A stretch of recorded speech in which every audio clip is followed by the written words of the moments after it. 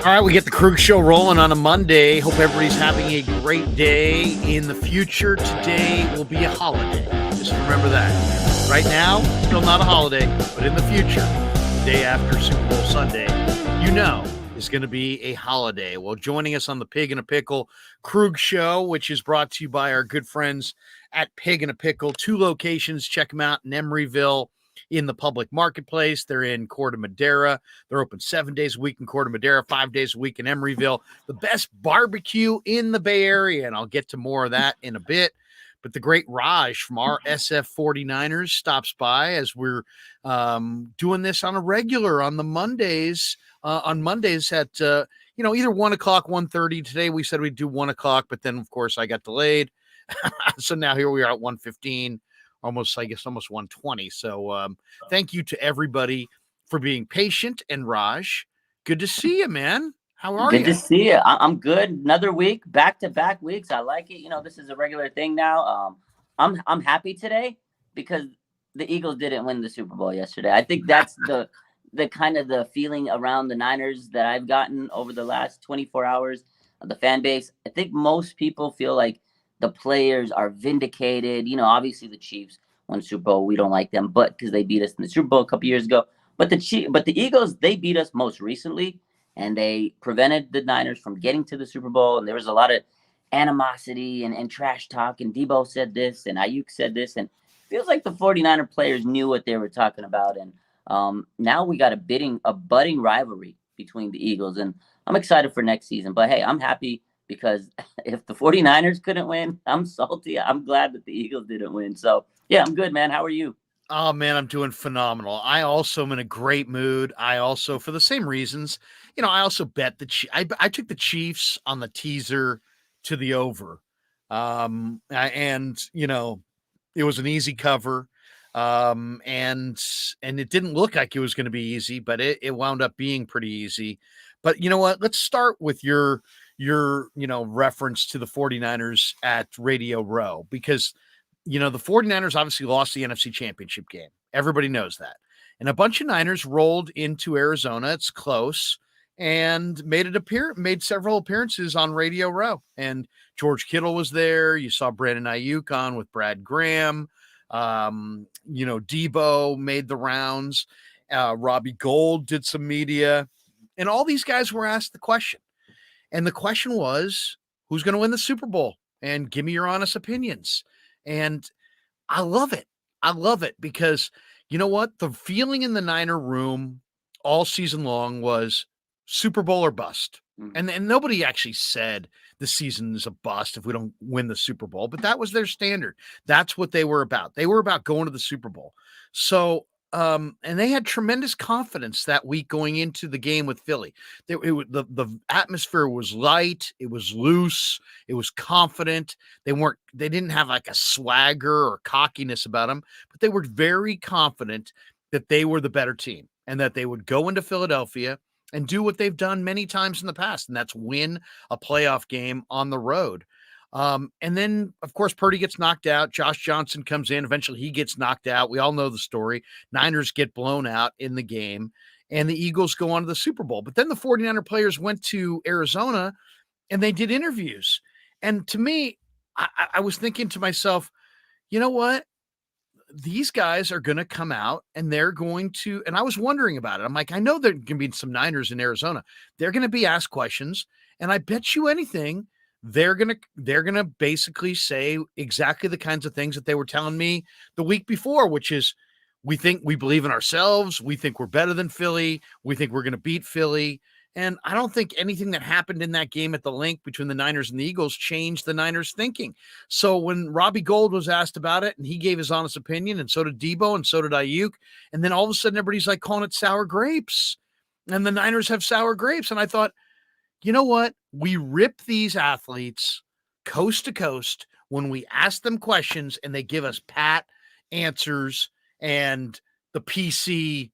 Well, you know what? The filtered PC answer. Instead, the 49ers answered those questions honestly, the way they actually felt, and people still crushed them for it. So I'm glad that they were somewhat vindicated, because I think there was people talking the media is so Northeast centric and the Eagles are right there in the midst of it that the national media was way, way too in love with the Eagles, and they didn't pay attention to really the key factors, which was Eagles had played the worst schedule of any team in pro football, 32nd ranked schedule.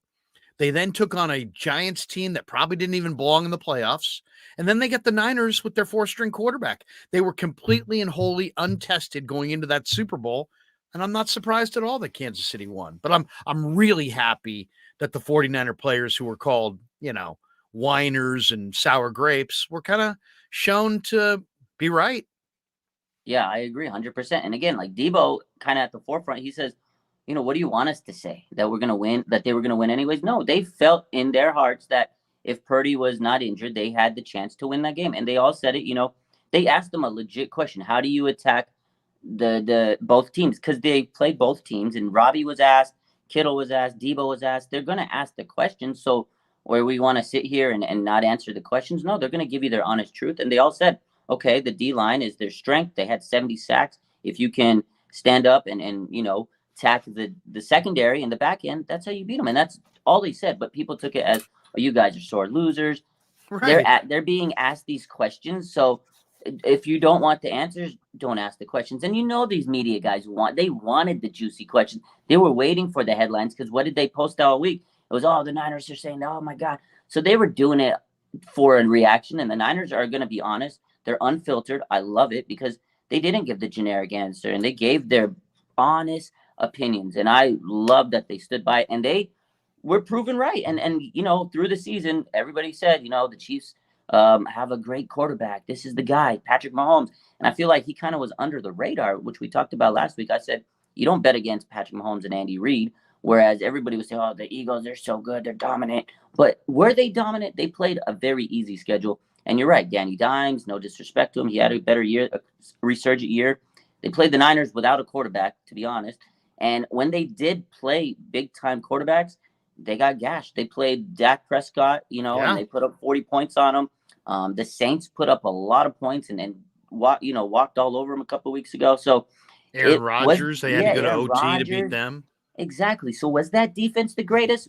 They said they were, but they let up a lot of points. And not to take away from that game, because, Mahomes and Jalen Hurts, they put up a performance. Jalen Hurts had to play like an MVP last night, and it wasn't enough.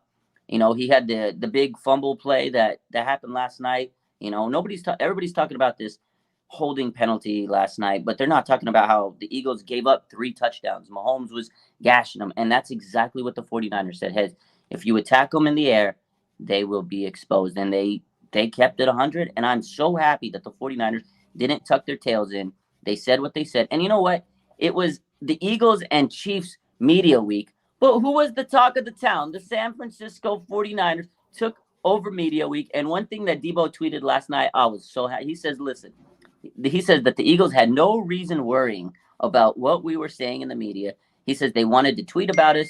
They should have been focused on the game. So they played 40 chess with the Eagles. At the end of the day, they got in their mind. They lived rent-free inside the Eagles' head. And at the end of the day, Niner players were vindicated. They didn't say anything wrong. Oh, I know. It was, and the Niners handled it beautifully. Mm-hmm. Tell them the truth. Mm-hmm. If you think you're better, tell them that you think you're better. Don't give some polite PC answer. Tell them the truth. And Kittle did, Debo did, Ayuk did, Robbie Gold did, and everybody ripped them for it. And it was a beautiful Super Bowl Sunday. Giants Niner fan says, I want to know what Larry grilled yesterday. All right, so I was at home. I did buffalo wings. I went buffalo wings and then finished them on the flat top. I made some popovers, which are kind of good. I made some good popovers. I also did some hors d'oeuvres, kind of like a basil, fresh mozzarella, tomato, kind of a little dip. Not a dip. It was more like little crackers and that kind of thing, but really, really good. So we grilled. We had the kids around and just hung out here in Walnut Creek and enjoyed the game. It was a beautiful day. It's the kind of day where if it hadn't been the Super Bowl, we would have been outside biking or playing ball or whatever. How did the great Raj spend Super Bowl Sunday? What was your Sunday routine? What did What did you do? Did you cook? Did you have people over? What was your I routine? didn't cook. I didn't host a party. I went to my good friends. We had a whole big party. Their friends, their family, their parents, everybody, like a whole group of us all came. It's our big friend group, our extended group, and their family and stuff. So we went over there all the way in Watsonville. So I live in San Jose. So it was a little bit of a drive, but we went there, had the big spread there, had the asada. We had all types of different food. We had the hot dogs. You had the pizza. It was everything, all the works. The whole deal. Yeah, chips. There was brownies. There's cookies. Everything you want, it was there. We had it, beer, all the good stuff. We had a good time. We had a fun time. But I was one of the only people going for the Chiefs. It was kind of like I was thrown in a corner, and they were all mad at me. How can you pick, the Eagles because the Chiefs beat the Niners in the Super Bowl? I said, but the Eagles prevented us from even getting there. I'm still salty, maybe, and it was quite the entertaining atmosphere yesterday because it was kind of like me against the world. It was like 30 of us. Well, I was the only one. I thought the Niner fans were abused in Philly, by the Eagle fans with their birds and I mean, if you really think about how, you've been in Levi's in the parking lot, you've seen opposing fans.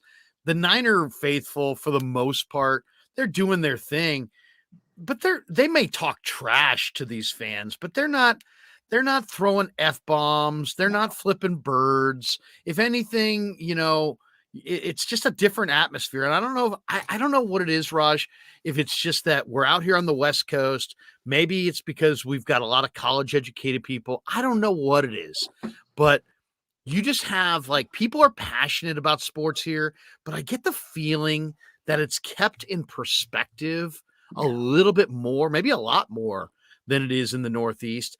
I saw the video of Bonte and Shasky from 95.7 The Game walking in that Bonte put out on his Twitter. And it's tons of people throwing F-bombs, people throwing, liquid at them, whether it be beer, water, ice. And they just crossed the line. It's just so trashy. And for that alone, I was like, you know what? I hope the Eagles go down. And then when I saw Sirianni crying in the pregame, I'm thinking to myself, you're a freaking clown. No, you're honestly, a total clown. And I tweeted out, I'm like, this guy's going to be crying in the postgame too. No, and they sure were all enough, crying. Yeah. And it wasn't even that. It's like you said, the fans were getting thrown stuff at and called things out. I had a friend call me who went to the game. He says they were throwing beer bottles at him and calling them racial things. I had people in my DMs saying this and that. I was like, you got the fan base for Philadelphia was absolutely atrocious. And that is why I was against Philly. It's nothing. I had nothing against Jalen and those guys. They had a great season. I think they had a heck of a game. That O-line is amazing. But, man, that fan base was pure trash. And that's why I was rooting against Philly. And it's not that I'm sitting here liking the Chiefs. I know they beat the Niners a couple years ago. But, hey, I got respect for Patrick Mahomes and I got respect for Andy Reid. And their fan base hasn't said anything bad to me over the last couple years. So, exactly. The Chief fan base is more likely to offer you some barbecue. You know what I mean? Gammon Brown says the comments of the 49er players came across as spoiled. A franchise ought to be at the forefront of its classiness and reputation. Why are they spoiled? Because they said that they thought Kansas City was better and that Kansas City would win the game. Kansas City did win the game. Kansas City was better. The Niners had played both teams, so it wasn't like they were just sour grapes. They actually were drawing on the two games. I mean, let's be honest. I was at every game this year.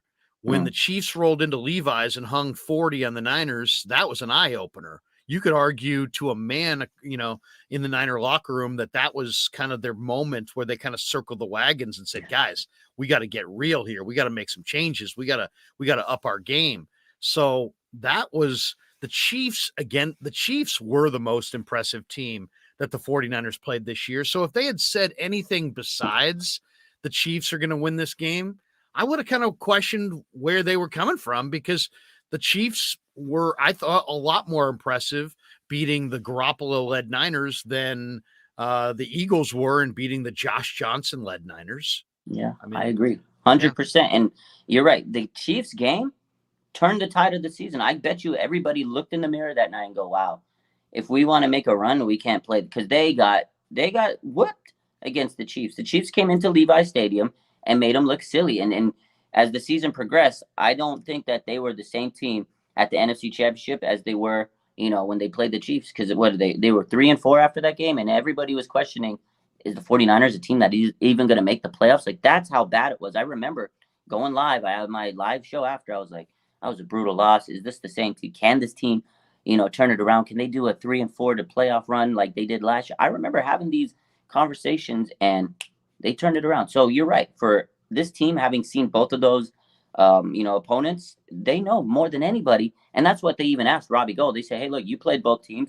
Give us your Right. honest take. And Robbie says, yeah, based on what we've seen this year, this is my take on it. And they told no lies. And again, the Chiefs fans, to me personally, I haven't had any gripes. They're obnoxious. They got some people, every fan base does, but the Eagles have been just out of control. And again, the media has kind of painted this picture that the 49ers, they're these just sore losers. But again, they played both teams, and that's the questions they're going to come up with. They're not going to sit there and hold anything back. And it sets us up for a good battle next year with the Eagles. I hope that's week 1. Oh God, how awesome would that be? Yeah, How awesome yeah. would that be? Gammon Brown says, I adore the Niners, but I have to be honest here. The Eagles knocked our quarterbacks out of the game. Pundits are putting emphasis on the club improving the O-line. Steve-O says 7 starters for the Niners were out against the Chiefs. So yeah, that does have to be mentioned. Yeah. That was a major factor in Sure. that loss to the Chiefs. All right, let's get to the Super Bowl.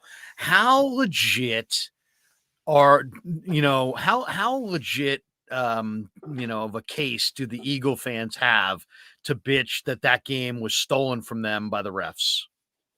You know what? I saw so many people crying about it, and so this was what they said is, in that moment you can't call a penalty. So then, to me, you're saying that no moment in the game you should so this is what they said. They said at that moment you can't call that play. You got to let them play. If it's a penalty, it's a penalty at 1 minute. It's a penalty at 60 minutes in the game. It's a penalty. Like, we asked for the referees to be consistent and make the call. And if it's a bad play, if it's a holding, it's a holding. Because if they don't make that call, if they let them play through it, then you're going to have the flip side of saying that should have been a holding. The refs don't call the plays. So you're going to have either side is going to be mad no matter what. So you got to make the call. If it's a bad play, it's a bad play. If you hold the guy, it's a hold guy.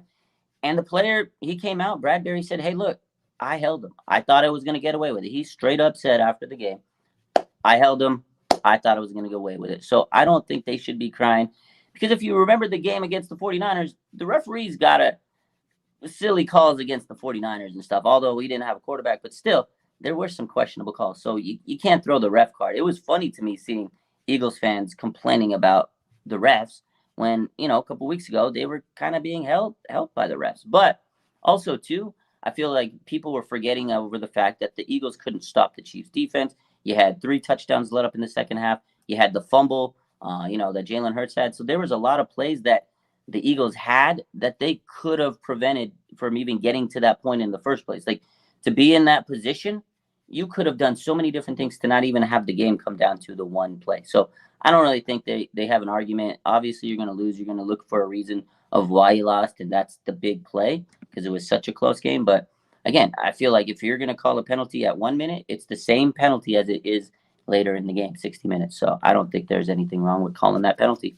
Well, and what about all the people last week, on the Eagles side who were saying, hey, you know what, that's just football. And, you got to, hey, yeah, Brock got knocked out, but, that's just the way the game goes. And, yeah, the refs screwed up a touchdown early, but you know what? Don't cry. Take your L like a man and keep walking. It's like, you know what? Practice what you preach, Jack. Yeah. James Bradbury said after the game in front of his locker, he says, I pulled on his jersey. They Mm-hmm. called it. I was hoping they would let it ride. Yeah. So he admitted it. He pulled on the jersey, So, I mean, you don't have to there. But he did. And, as far as, if you're a 49er fan, when I'm thinking about these calls or no calls, I think of Michael Crabtree and getting held in the corner of the end zone against the Ravens in New Orleans. And, sometimes you get these calls, sometimes you don't. It's just kind of the way it goes. To me, the thing that stood out to me is Kansas City. Kansas City stood out. That Mahomes, with all the pain, the ankle wrenched again. Going into the locker room, they're down 10. Their quarterback's writhing in pain. it just doesn't really look good. You don't know what he's going to bring in the second half. And then he comes out, and the Chiefs offense in the second half, 4 drives, they go touchdown, touchdown, touchdown, game-winning field goal. And what did Mahomes do on those drives? He was 13 of 14 with 2 passing touchdowns. But what's even more impressive is how clean they played. 0 penalties, 0 sacks allowed, 0 negative runs against maybe one of the best defenses in all of the NFL. That's why they won, not the refs. Yeah, 100%. And that's why I said I feel like people are not giving the credit to the Chiefs that they should, because it's been all I've seen is it's the holding play. That's why they won. But they're not giving them the credit. Like you said, they scored pretty much every time in that second half.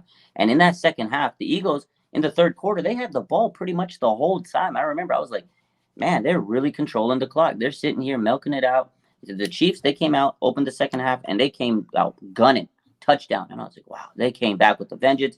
The Eagles were scared because they knew, I think at that point, they knew they couldn't stop Mahomes. Bad ankle or not, he probably shot it up with some tartarol and came out gunning. And they came out and they were scoring and they couldn't stop it.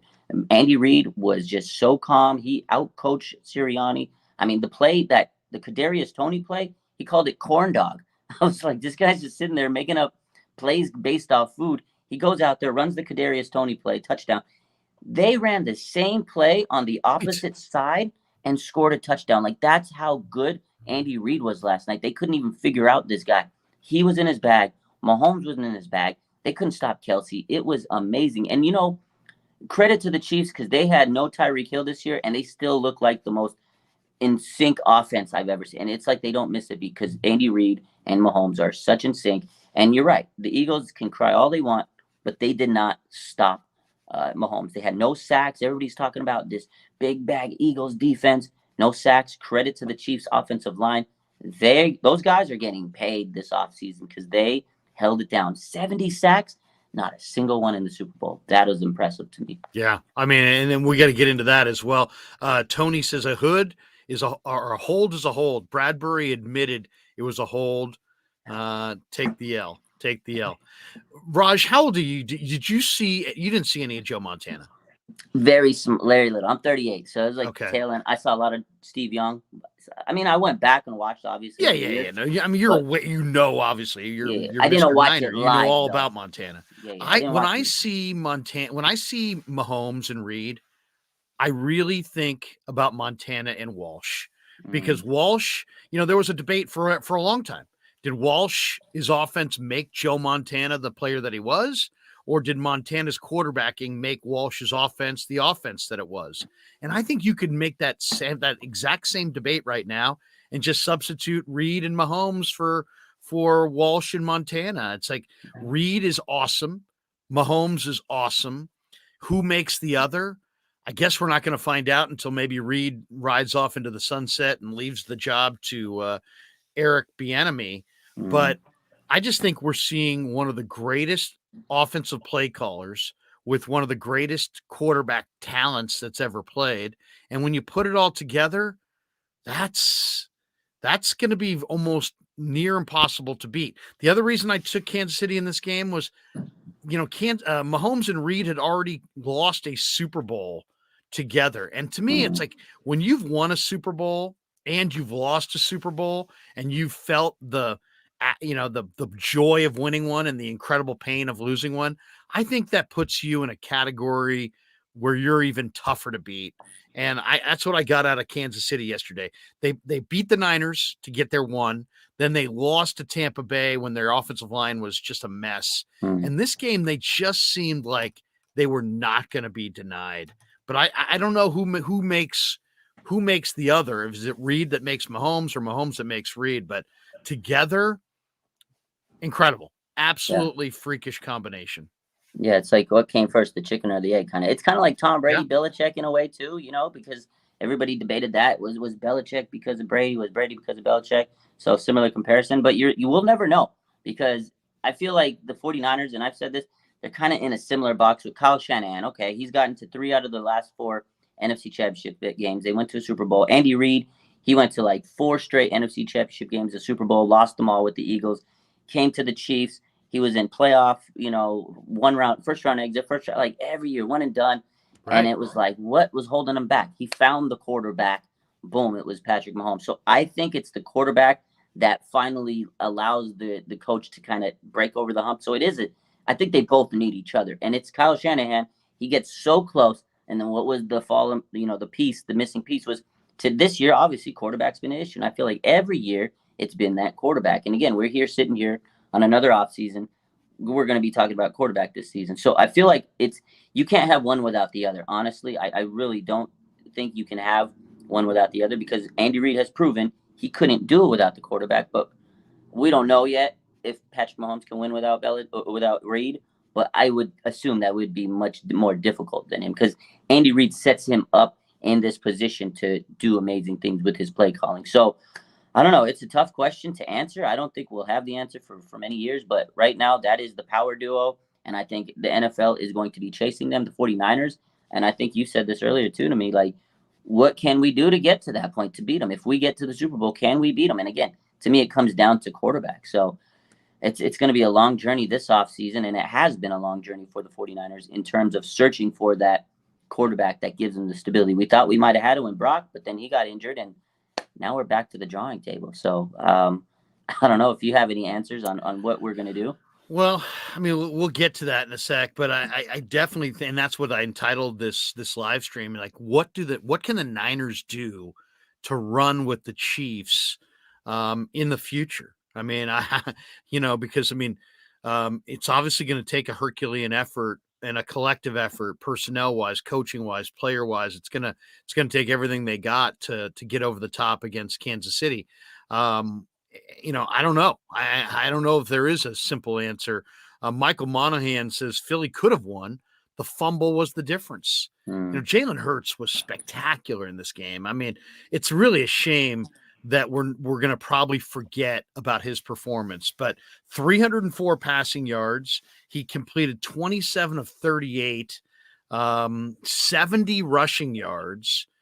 He accounted for all 4 of Philly's touchdowns. He was spectacular, but the turnover when he was just switching the ball from one hand to another, and then he kicked it and it popped right into Nick Bolton's hands for a scoop and score. That was probably the biggest play in the game. That was 100%. Really, I mean, Mahomes didn't make that mistake in this game.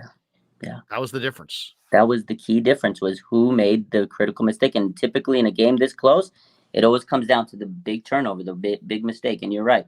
Jalen Hurts played a phenomenal game. And like I said earlier, I felt like it was going to take an MVP-like performance out of Jalen Hurts to win that game against Kansas City. And he would have won MVP had they won that game. But you're right. That was the big X factor, was that gave them the touchdown, put them over the top.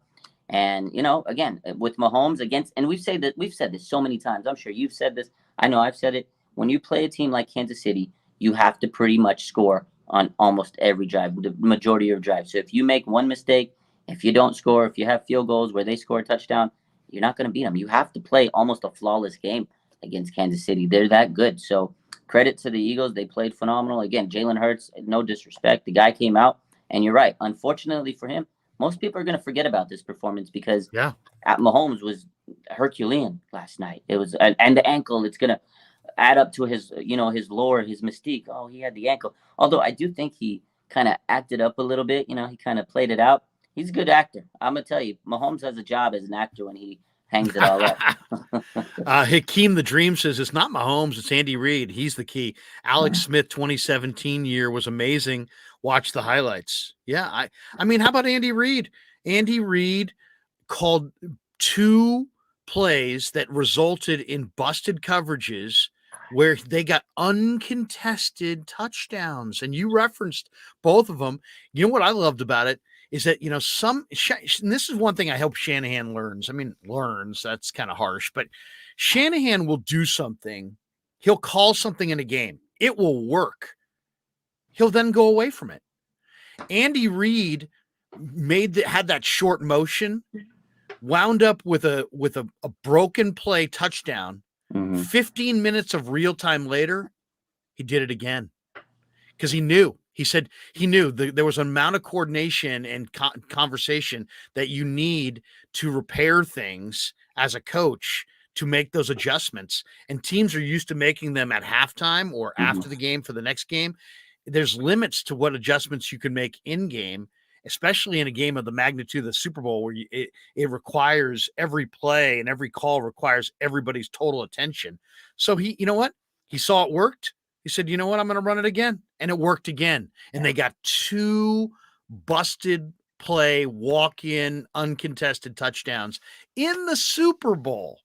I mean, that right there makes me think that Andy Reid is I don't know, maybe as good as any coach that ever coached. You know, and the ironic thing is that there are people that believe that Kyle Shanahan should be fired. I'm not one of them. You're not one of them. But there are people out there that are like, you know, want to say, hey, Kyle's on the verge of being fired. I'm pretty damn sure that's not the case, because I know John Lynch and Jed York are not there. But in a lot of ways, Kyle Shanahan is Andy Reid before Andy Reid beat the Niners in the Super Bowl.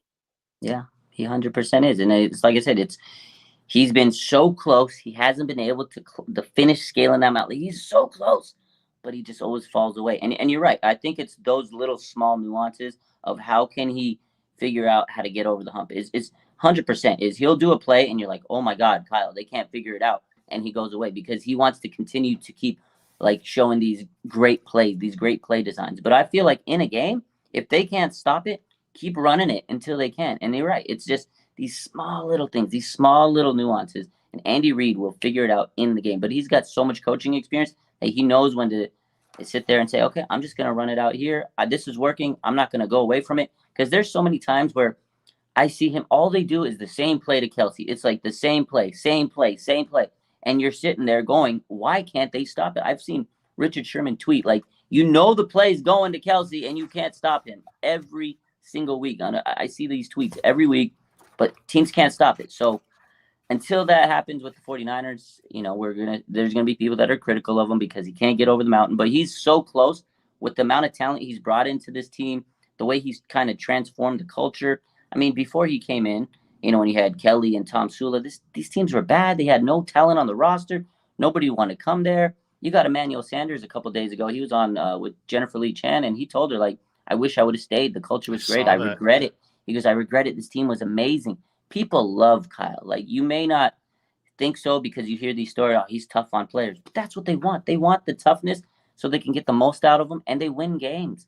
You know, they've been to 3 out of 4 NFC Championship games. Again, that quarterback situation solves itself out, they'll win a Super Bowl. He's close, and he's a young guy. What is he, like 40 years old? He's not even that old yet. Seriously, he is a young guy, and I you know, first of all, it would be a colossal error if the 49ers decided to move away from Shanahan. That would be a colossal error, one that I think they would pay for years to come. Yeah. As far as the Chiefs' offense in this game, how about this? The Chiefs converted 93.8% of their first downs into either another first down or a touchdown in the second half last night. And the only reason they didn't hit 100% is because Jerick McKinnon slid down on the one to set up that game-winning field goal. ESPN has data that goes back on this through 2000. No team has ever done that in the second half of a Super Bowl before. Just 3 teams have done it in the second half of any playoff game in history. So, I mean, the Chiefs and Reid and Mahomes took it to a totally another level. One other thing that I think has to be brought up, one of the reasons the Niners were so cocky about how they felt like they would have done in this matchup in the Super Bowl, or that they felt like they were, you know, could have beaten Philly, I should say, was the motion. Philly struggled to defend pre-snap motion. Yeah. And then they hired Vic Fangio a couple weeks ago as a consultant to kind of consult with them on it and try to help them. And, you know, it's the Kansas City brought a ton of pre-snap motion at the Eagles in the second half of this game, and the Eagles struggled with it. So they give you an idea. The Eagles use jet motion with the receiver running horizontally across the formation before the snap to set up 3 touchdowns against the Niners with McCole Hardman earlier this season at Levi's. And 2 of those scores came on jet sweeps, the third on a tap pass, which is essentially the same thing, only on a forward pitch to a receiver in front of the quarterback as opposed to a toss to one behind him. Instead, Reid used the threat of that jet sweep and the horizontal motion to create first downs and touchdowns. The Chiefs hit a pair of big plays, one for 22 yards, one for 24 yards in the first half on snaps with jet motion, although the ball went somewhere else. So, I mean, that's one of the reasons the 49ers felt confident that they could beat Philadelphia is Philly struggled to defend motion, and Reid brought a ton of pre-snap motion and burned Philly with it in both halves. Yeah, they had them confused. They didn't know what was going, because you're right. At second half, like every single play, I just saw it was like chunk gain. That's incredible. 93.8% first down or touchdown. I didn't know it was that amazing. Because you're right. That makes sense. Because I remember second half, I'm going, every play was at least like 10 yards in my mind. I'm going, this is incredible. They can't stop them. They were just going chunk play. And you're right. Half the time, I was like, okay, it's going to be I was thinking it was going to be a jet sweep, because I remember the Niner game of going, every single play they scored was that McCole Hardman nonsense. And I was like having PTSD. But you're right. They were going in motion. They were lining up. And I think the Niners knew that, because they've studied the film and they've played the Chiefs. And the Niners do a lot of motion, pre-snap motion. Kyle Shanahan is notorious for it. So they know that if they would have been healthy and they had all that ability to, go pre-snap motion and, their play action game. And they took a lot of flack. I think Kyle Shanahan took a lot of flack a couple weeks ago because he lined up Croft at tight end. The Chiefs did the same thing last night. They did the same tight end. It was the motion. It was almost the identical plays. The only thing that was different from the Chiefs was they executed better. Obviously, they got the best quarterback in the league, and that was the difference. And it was the execution of how they played those plays and those matchups and those motion plays. That was it, because the Chiefs were so far and beyond in the second half above them. The Eagles had no clue what they were lost. Like that second half. And again, people want to talk about the holding penalty. They're not talking about just how the Chiefs came out and flat dominate them in the second half. And I think the Niners, when they talked to the media last week and everything, I think that is in their mind what they pictured. And I think they saw it come to the forefront, because that's exactly what I feel like Debo and all these guys were telling you. Like, hey, if you do these certain plays, like we knew how to take advantage of it. It just didn't have the opportunity, unfortunately. Yeah. Terror Dome says Chiefs O-line were the MVPs. Oh. How about this? The Chiefs now, a guy who I really think is smart, who works in the NFL, is a buddy of mine I've known for years, called me last week. And he's like, who do you think is going to win this game, Krueger? And I said, I like Kansas City. He goes, I like Kansas City as well. And I said, well, before I tell you why I like them, you tell me why you like them. And he said, Philadelphia is like 22nd in the NFL at defending the run. But when you really think about it, they led for so much this year. So they played a weak schedule. They hardly ever had anybody play them even up for 4 quarters. So the fact of the matter is they were 20th or 22nd or whatever it was against the run, with teams that were almost more times than not forced to pass. Yeah. So then you look at Kansas City in the second half of this game. In the second half, Kansas City ran it 17 times for 126 yards, and they had 6 rushing first downs. And if you look at the 12 carries given to Jet McKinnon and Isaiah Pacheco, it all came because Kansas City's got the passing game that threatens deep. And so the Eagles had to play 2 deep safeties. And 6 of the first 8 rushes after the intermission and 12 carries overall came when the Eagles had 2 deep safeties on the field. Yeah. So the Eagles are playing 2 deep safeties to try to take away the explosive passing game of Kansas City, and Kansas City just ran it on them. And Isaiah Pacheco, I actually thought Pacheco would be the MVP of this game, but he was awesome in this game. He was absolutely awesome. Yeah, he's a young star. Like I know a lot of people saw him kind of rise up in stock this year, rookie. But this game cemented him as he is going to be a superstar. Like he broke out like no other. He was gashing them. And you're right, because I think they were, and again, that's what I said is I think the Eagles were so scared that Mahomes was going to pick them apart with Kelsey and out, those deep passes. They were so worried. They were out there too deep, and Every time it was just like Pacheco. And there was a play where he powered through. He got like maybe 5 yards, and then he put his head down, powered through, and got another like 8 yards. I was like, Oh, they I cannot know. stop this guy. He was running with a purpose. And I agree. If there was another guy that probably was in line to get MVP other than Patrick Mahomes, it was Pacheco. But I mean, you can't take away from Patrick because he was just like you said with 13 out of 14. That's incredible, man. The second half, and You know, and you're right. They ran down their throats because shredded at him.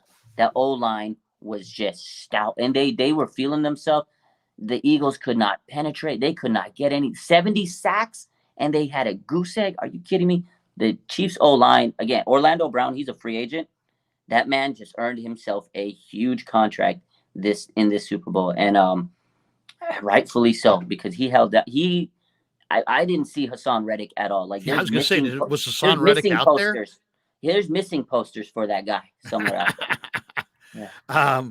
It's interesting too. I think the Eagles had something happen to them that I think also happened to the Niners in the second half of the year. Jordan Davis and Linval Joseph, who are their best interior players, they only played 10 defensive snaps. The Eagles went with the heavy dose of Josh Sweat, Hassan Reddick, Fletcher Cox, and Javon Hargrave. All those guys played at least 75% of the snaps, and they got worn down.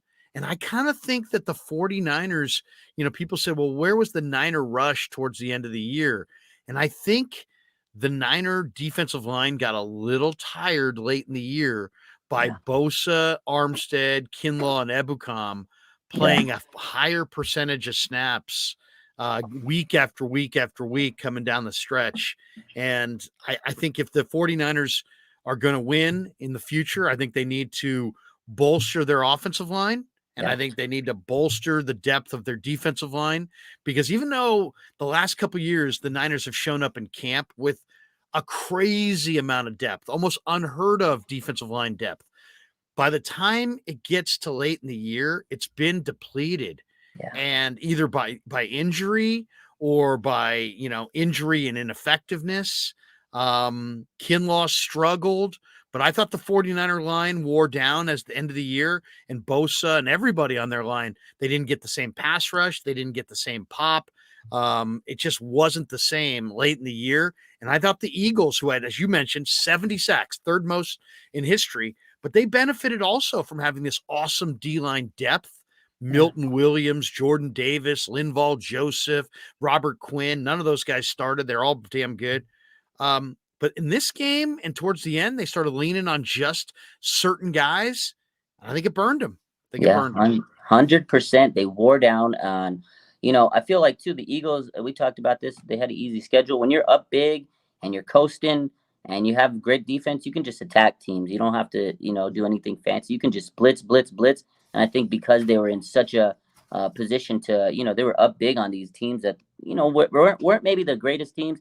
I think it kind of inflated their numbers because there was a stretch of games where they had most of their sacks. I can't remember exactly, but there was like a week stretch where they had like 6 sacks, 8 sacks, 10 sacks, like a big window of game, And then too, I think the Niners 100%. This is one thing that I've said over the last couple weeks. They wore down the stretch because you did have some good depth. They had good players, but no like elite guy other than Nick Bosa on that line. Armstead was hurt through the year. They had to rely on these rotationary pieces that were more. They had to play higher snaps than they normally would, like a guy like Givens or McGill. Those guys aren't supposed to be playing bigger numbers. Their snap count was higher through the season, so towards the tail end of the season, they were gassed out. You had a rookie Drake Jackson, who Kyle said he admitted he was tired by the end of the season. Omenahu and Ebukam, they battled through some injuries, and they haven't. This is like the first year Omenahu was like a kind of a quality starter. He was kind of he lost some weight. Guy. He was 260 this year, and he was fast. He was a depth guy in Houston, so now he was expected to do more. He got tired out. Ebukam, he's not like a every down starter, but he played a lot of snaps, and he had the Achilles injury this year. By the time they got to the playoffs, you could tell Bosa was also tired because he carried them 18 and a half sacks, and the rest of the D-line didn't even have more combined. So they need to get that man some help. It's not that they weren't good. It's just they were depleted. It was like a tire that just wore out by the end of the season. They got to get some help on the trenches, D-line and O-line too. But to me, I think the most important part of this offseason is fixing that D-line and fortifying it because you can't just throw Bosa out every day, every week like that. He's going to wear down. You're paying him a lot of money. he's going to wear down fast. Yeah, no, it's a good point. The Eagles pressured Mahomes 35.5% of his dropbacks, which is higher than their season average, but they got 0 sacks. They never got home. And it's funny, Bill Barnwell, who had a phenomenal breakdown today of the Super Bowl, says Mahomes is the best quarterback in football at, he gets pressured a lot, but as far as converting pressures to sacks, you can pressure Mahomes, but he's hard got a sack. And, in the second half, they said the average pass over the final 2 quarters came after just 2.46 seconds, which was down from 2.93 seconds in the first half. So he was getting the ball out faster. And that if there was, why did Brock Purdy get hurt? Because he didn't get the ball out fast enough against this, it was 3.47. So 2.93 was the Chiefs in the first half, 2.46 was the Chiefs in the second half. It begs the question, and one that it's kind of a philosophical question, but the Niners under Lynch and Shanahan have put so much money in the defensive line, and everything's about pass rush, pass rush, pass rush. And I believe that's a good idea. But now, I mean, against if you're going to take on Mahomes and he's going to get the ball out in 2.5 seconds or 3 seconds, does that alone just neutralize your the greatest strength of your football team? I mean, you could argue that Philly's greatest strength was their defensive front. They had 70 sacks, tons of talent, Pro Bowlers everywhere, depth everywhere, and yet Mahomes was able to totally neutralize them and hold them sackless by just getting the ball out really quick in the second half. Should the Niners change their philosophy of building their defensive team because quarterbacks can neutralize an overpowering rush by just getting it out quick? I mean, yeah, that's a good point. And again, you're right, because Mahomes was gunning that down just quick, quick, boom, boom, boom. And the Eagles didn't even have time to turn the corner on the tackles. It was like, wow, how did the ball get out there so quick? So it makes you think, should they, change their philosophy? I don't think they should change their philosophy. I just think, like I said, they have, for the Niners' credit, you have Nick Bosa, and nobody else is rushing towards the quarterback. You just need to get, I think, another pass rush specialist. Because, yes, the Eagles, they had a great pass rush. But again, too, I don't feel like they had two just dynamic pass rushers. Hassan Reddick had a career year. He had a great year. But I don't see any of those other guys I don't see them as this just bulldozing linebacker or edge rusher that's going to crush down on the quarterback. They benefited because of how they played, and they were ahead on teams. So I still think the Niners should continue their philosophy. But what that tells me is the Niners need to make sure their offensive line is better so they can compete with Patrick Mahomes, because we're not going to be able to – you may not be able to stop him. You may be able to contain him, but you need to continue to score points. And in order to score points, your quarterback has to stay upright. And in order for your quarterback to stay upright, you got to have a good O-line. So I think that tells us that, hey, the 49ers really need to make an O-line, as their priority, because if you can't keep your quarterback, safe and healthy, you're going to have to relegate yourself to the other backup, and may not be able to compete with Patrick Mahomes. So yes, to an extent, bolster your pass rush, maybe get some more guys on the edge, maybe get some interior linemen that can rush the passer, like Daron Payne, but also really focus in on getting that offensive line, because you ain't going to beat Patrick Mahomes if you can't score and do the same thing as he's doing, because those teams are going to be brushing us. We got to be able to get rid of the ball quick. And you're right, with Purdy, it's going to be more of a learning process of he has to get that ball out of his hands quick, because you're right. Against the Eagles, that play he got hurt, he held it way too long. He had Mahomes open. If he would, or I look back at that play, if he would have at least faked it to Debo, who was coming around, Hassan might have bit. He might have bit, and that would have given him the extra second. But that you learn that over time. And it's and it's all 2020 hindsight at this point. Yeah. Gaiman Brown says, Raj, what's more brave, Mahomes playing through an ankle injury or Krueger broadcasting from his room in his parents' house? Great show. # mom spaghetti. This is not my parents' house. This is my house. Sadly, my parents are no longer here. All Niner says, Krug, are you going to be covering the Giants on here this year? The New York Giants or the San Francisco Giants? No, I will be covering the San Francisco Giants and their struggles, because they will struggle. I'm pretty sure. Mm. I got to ask you about this because this, I think, is really an interesting play and one that I kind of think I'm a little jealous of the Eagles and I'm a little want to steal from the Eagles. But Hurts ran that rugby QB sneak push My 6 God. times. Ah. 6 times he got first downs, 2 of which were touchdowns. Now, there's a lot of people who are speculating that there's a high probability that they will outlaw the quarterback sneak push this Mm. offseason. If they do not, the 49ers, I think if they go with the 2 quarterbacks and Brock Purdy beats out Trey Lance and they keep Trey Lance, I think I'm going to Trey Lance on these because it's not about, hey, do you know it's coming? It's simply about, here it is. You Can you know stop it's it? coming. You can tell 5 seconds before the ball snapped what the play is going to be. It's just a matter of, can you stop it? What do you think of the 49ers if Purdy wins the starting job next year? Every time they get to 3rd and 1, every time they get to 4th and 1, trot on Trey, put Juszczyk and JP Mason in the backfield, or maybe Jason Poe and Ooh. Juszczyk. I Yeah. was thinking maybe a combination of Poe and Juszczyk. Yeah. Snap the ball to Trey and have those guys push Trey from behind. I Hey, think if Hurts can do it, Trey could do it better.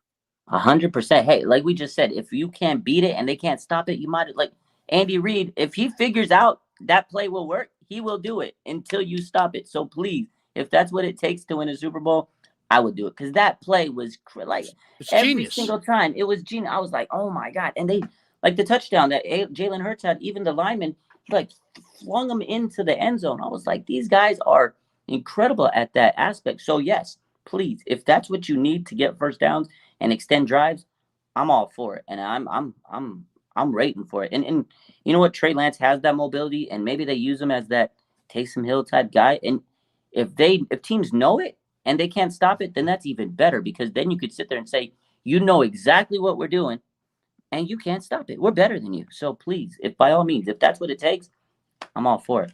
You know, the other reason I really like Kansas City in this game was that Jalen Hurts' numbers this year against pressure were not very good. But if you looked at it, he rarely was pressured because they had this overwhelming run game and they stay ahead of the chains and they rarely get into 3rd and long. And so there was like a very small sample size of Hurts under pressure. But in the second half of this game, Steve Spagnuolo, the defensive coordinator for Kansas City, upped the pressure rate from 17.5%, which he got in the first half, to 36.8% in the second half. And what did Hurts do against pressure? He threw 2 of 5 for 12 yards and had a QBR of 9.5. So to me, that was one of the reasons to like Kansas City is that Hurts really hadn't been pressured very much this year. And if you felt like if Kansas City could get him into some obvious passing downs, that they would have success, they did in the second half, and they had success. Yeah, 100%. That's basically what Robbie Gold said. Of course, I think they took his quote and they made it like a spicy quote. But if you really peel back and listen to that interview he had with Trey Wingo, he says, hey, if you take away that mobility and force him to be a pocket passer, you're going to have success because he may not be able to get those big plays. And that's exactly what Kansas City did. I saw Chris Jones down that man's neck so many times in the second half. And Frank Clark, there was a couple times where he spun around the corner. So, yeah, 100%. They were able to get that pass rush on him. They limited the run, and that's what it was. Because in that first half, I feel like Jalen was – because there was that, was it like 4th and 5, and they run that quarterback sneak up the middle. I was like, oh, my God, Sirianni, that was a gutsy call. But they limited those lanes in the second half, and they were able to take away that run. And that's when Hurts, when he had to drop back and he couldn't run up the middle and then do those little pull it down and start running, and they closed the lanes on the RPO, it was a different story. Those linebackers, the Kansas City linebackers, they were underrated. They're not getting a lot of talk, but those guys last night were incredible in stopping the RPO. So shout out to Kansas City's linebackers. And they made him step back and beat us with the passing game. And you know what? Quez Watkins dropped a wide open pass. Like there were some opportunities where, Jalen delivered, but his receivers just didn't bail him out in those moments. There was one thing that I think people ought to learn from this game as well, personnel-wise. Brett Veach, gets Howie Roseman won the Executive of the Year and deserved it. But Brett Veach in Kansas City is a terrific personnel guy as well. And to me, there was two guys that really were hurt, or one guy that was hurt a lot this year in Willie Gay. He was healthy for the Niner game, and he had like 9 tackles and was flying around. He was everywhere. Nick Bolton was awesome against the Niners. He was awesome in this game, and he was flying around making plays. Now, both guys are short, right? Both guys are about 6 feet, 6'1". Height doesn't really matter. I mean, it's like Navarro Bowman was awesome. He was 6 feet tall. Chris Borland was awesome. He was like 5'11", right? Height doesn't mean a lot when we're talking about the level of athleticism that it takes to play now. And the one thing that I think that you need, and you saw it with Kansas City, is that you need speed and talent. Like, guys who are, they're incredibly productive in college, like Nick Bolton was at Missouri, like Willie Gay was at Mississippi State. And then they go to the combine and they run sub 4.5. That's the guy you want. Those are the guys you want. Those are the kinds of guys that most NFL teams run some combination of like a 5-2, where it's like 2 linebackers covering that whole second level.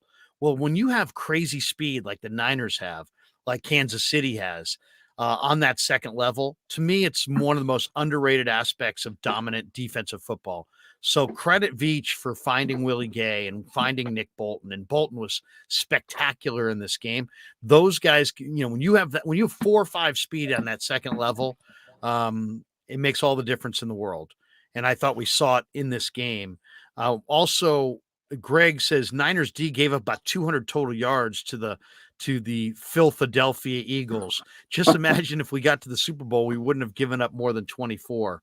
Sad. I think the Niners would have given the Chiefs probably as least as good a game, if not better, but who knows on that one. All right, let's get to a couple other thoughts here. Jeff Garcia did an interview with TMZ Sports, and you probably put this out on your Instagram, but he basically said that the 49ers should make Brock Purdy the starter for next season if he's healthy, and explore trade options for Trey Lance. Yeah, I saw that. That Garcia's thought process is that, Brock Purdy runs Kyle's offense at a higher level than Trey Lance, and that you shouldn't have Trey Lance as the backup, that you should move Trey on and get, some collection of talent or picks that can help you win with Purdy. What'd you think of it when you saw the interview? What do you think of his idea? So first thing is, man, these former 49er quarterbacks are not Trey Lance supporters. That's what I first thought. I was like, man, Joe Montana, Steve Young a couple months ago in November said, stick to Jimmy for 10 more years. I remember that article. And then now this one, I was like, okay, Jeff, like, what is the issue? And I don't think it's like horrible to say Trey Lance, trade him, if Brock Purdy was healthy and stuff, but he's not. He's going into the surgery. And there's a lot of uncertainty with Brock Purdy. Like, I know it's supposed to be that 6-month window. Could be more, when the surgeon goes in and says, hey, look, we might need to do more extensive stuff. So then you're left without really a quarterback option. And I know a lot of people are kind of fretting on Trey because he's unproven. But, hey, you traded up to get him. I think if they just give him the ability to compete, like he said, I think he'll prove himself. But I don't want to trade Trey, especially if Brock Purdy – there's an uncertainty. And what we saw this season, I think the 49ers will only be smart to keep the quarterbacks they have on the roster, because you never know. With this team, they went through quarterback after quarterback after quarterback.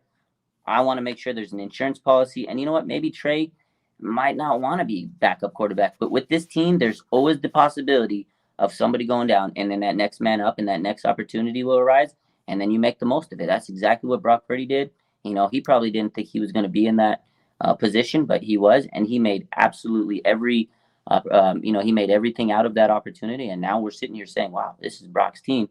But again, he's injured. We don't know. And we don't know if he's going to be throwing the same. We don't know how his shoulder or his elbow is going to respond after the surgery. So I would keep Trey Lance. I'm not trading him. He has a lot of potential. We know he has that crazy, crazy ceiling. He's got the athleticism. He's got the arm. He just needs to kind of harness it, develop a little bit, and he's just raw. He's just this raw prospect that we don't know because he hasn't played football. But would I trade him if I'm the GM of the 49ers? Absolutely not. You know, it's interesting. Kathy says the uncertainty about Purdy's health should be largely resolved in a week. I kind of disagree with that, Kathy. I think the scope of the surgery is going to be known by the 22nd. So we're going to know based on when they open up that elbow, do they see something more? It sounds, Raj, like Purdy and his family and his, they've given Dr. Meister, who's going to do the surgery, the kind of the latitude when he opens up that elbow to do right by Brock's elbow. Repair the elbow. Whether that means he's out 6 months, 8 months, 12 months, you know what I mean? I get the sense that they don't want to take any risks with Brock's career, and that we probably will have a idea of the scope of the injury, in a couple days after that surgery. But still, we don't know exactly how he'll respond once he starts throwing. I don't. The Niners are in a weird spot because it's like, in a way, I think you always have to listen. I think if you're a GM, you got to listen. You got to listen for if somebody comes to you. Who knows? Maybe Rand Carthon offers you a top 10 pick and a player for Trey. Maybe there's some team that offers you, somebody threw out, would you take Chase Young from the Commanders, who obviously need a quarterback, badly need a quarterback. Well, and Chase Young, they're trying to decide if they're going to pick up his 5th-year option. I guess my point is, if I knew Brock was healthy, I'd be a little bit more open to trade Trey. Yeah. Only because I don't see Trey as the ideal backup quarterback to Brock. I think Trey needs to play. And also, I think if Trey's going to be real, I think Trey needs to play. I guess, and what I brought this up this week, and tell me what you think of this. I would say, if I'm John Lynch, I would want to meet with Trey, his agent, his family, and just say, Trey, this is kind of where we're at. We gave you the shot. You got hurt. It was unfortunate. We gave Brock the shot. He played well, showed some really good things. Then he got hurt. We're going to try to get you guys both healthy and playing. We still believe in both of you. But I guess I would need to know from Brock and from Trey, hey, I need to know that if we have a competition this summer and you guys compete for the starting job, that whoever loses the job stays positive and stays with us. As far as, I don't want a September the 5th trade demand 1 month before the trade deadline that's going to turn into some gigantic media, 5-week circus that surrounds the early portion of our schedule. I don't want that. So if you're going to, we all know you guys want to be here if you win the job, but do you want to be here if you lose the job? And if you don't want to be here if you lose the job, then I think, tell us that, and we'll see what we can, at least we'll know going in that this is the scoreboard. You know what I'm saying? It's like, but I think it could really hurt the 49ers locker room, their chemistry, and maybe even their team if, I don't know, Brock beat out Trey, and then Trey's agent makes a demand in mid-September saying, trade me by middle of October. I think that would be a really negative thing that could really negatively impact the season. So I'd want assurances from both quarterbacks that, what level are you in with us? Are you in with us if you win it, the starting gig, or are you in with us as the number 2? And what do you think of that approach? Do you think that's a doable thing to have that dialogue and be totally open with both quarterbacks and their representations and find out exactly where they sit mentally? I honestly think that's the way you have to do it because they're both young. I'm sure they both want a chance to go. Like both of these guys think they can be the starter. They're less than 23 years old or at that age. They're at that point where they're like, look, this is my career. This is where I went to, wanted to do with my life. This is my opportunity. And they both know they're both good. They both know they have each other's back. They want what's best for each other. But at the same time, they both want to compete and have that opportunity. I think that the 49ers owe it to both of them and say, hey, look, we're going to sit you down. We both want you guys to compete. We never thought we'd be at this point. Yeah, both are good in our eyes, but let the best man win, and there's no hard feelings. I think they need to, especially for Trey, because he was the number 3 pick, and I think they need to realize, hey, look, if you want to leave, that's okay, because we know we took you, we drafted you with the number 3 pick. There was a lot of pressure. We gave up a lot. If you want to leave, just like no hard feelings. They need to let him know that. So in his mind, he knows, okay, they want to give me this opportunity. And he said in his interview last week, he says, I just want the chance to compete.